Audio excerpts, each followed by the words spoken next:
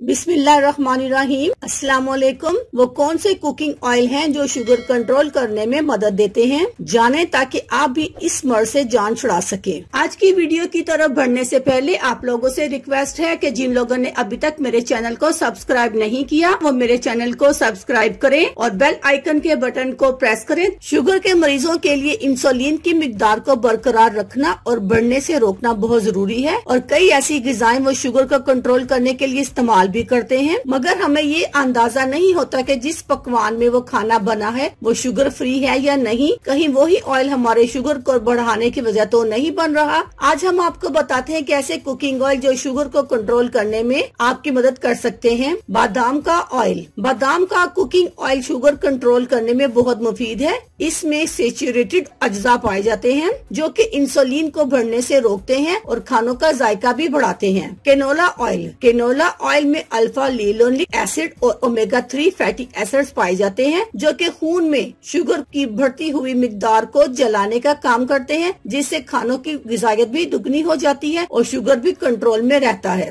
अलसी के बीजों का तेल। अलसी के बीजों के तेल में बड़ी मिकदार में फाइबर्स म्यूकेलिज पाया जाता है जो कि बजाते खुद शुगर की दवाओं में इस्तेमाल होने वाला एक आम अज्जा है, जिसमें पके खाने भी शुगर को कंट्रोल कर सकते हैं और वजन बढ़ाने से बचाते हैं। जैतून का ऑयल। जैतून के तेल में लो डेंसिटी लिपोप्रोटीन पाए जाते हैं जो कि न सिर्फ दिल की सेहत को बेहतर करने में मुफीद समझा जाता है बल्कि आपकी बढ़ती हुई शुगर और जिस्म की चर्बी को घटाता है और शुगर की वजह से पकने वाले जख्मों के जरासीम को खत्म करने का अहम जरिया बनता है। तिल का तेल। तिल के तेल में omega fatty acid, antioxidant, free radicals, low cholesterol पाया जाता है जो कि इंसुलिन को बढ़ाने से रोकता है और जिस्म की फाजल चर्बी को पिघलाने में हमारी मदद करता है। अल्लाह हाफिज। शुक्रिया।